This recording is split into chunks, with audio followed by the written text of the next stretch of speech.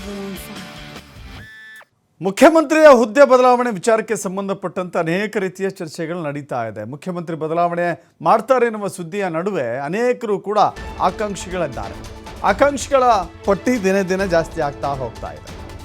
CM ಬದಲಾವಣೆ ಆದರೆ Satish ಜಾರಕಿಹೊಳಿಗೆ chance ಸಿಗಬೇಕು ಅಂತ ಹೇಳಿ ಅವರ ಬೆಂಬಲಿಗರು, ಫ್ಯಾನ್ಸ್ಗಳು ಸೋಷಿಯಲ್ ಮೀಡಿಯಾದಲ್ಲಿ ಅಭಿಯಾನ ಶುರು ಮಾಡಿದ್ದಾರೆ.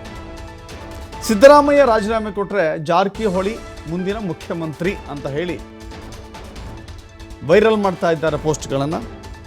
ಮುಂದಿನ ಸಿಎಂ ಸತೀಶ್ ಜಾರಕಿಹೊಳಿ ಅಂತ ಹೇಳಿ ಪೋಸ್ಟ್ ಹಾಕ್ತಾ ಇದ್ದಾರೆ. ಸೊ ಸತೀಶ್ ಜಾರಕಿಹೊಳಿಯ ಈ ಗ್ರೂಪ್ ಒಂದು ಕ್ರಿಯೇಟ್ ಆಗಿದೆ. ಮುಂದಿನ ಸಿಎಂ ಅಂತ ಹೇಳಿ ಗ್ರೂಪ್ ಕೂಡ ಕ್ರಿಯೇಟ್ ಮಾಡ್ಕೊಂಡಿದ್ದಾರೆ. ಸೊ ಅಭಿಮಾನಿಗಳ ಪೋಸ್ಟ್ ಎಲ್ಲ ಕಡೆಗಳಲ್ಲೂ ಹರಿದಾಡ್ತಾ ಇದೆ.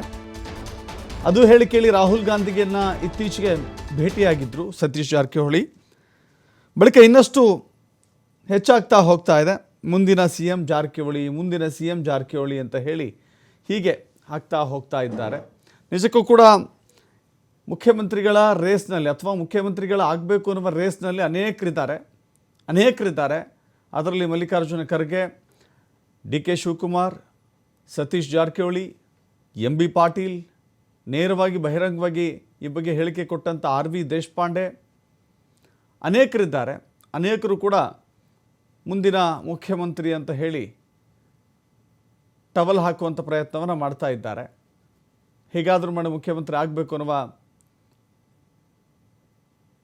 ಹೋರಾಟದಲ್ಲಿದ್ದಾರೆ.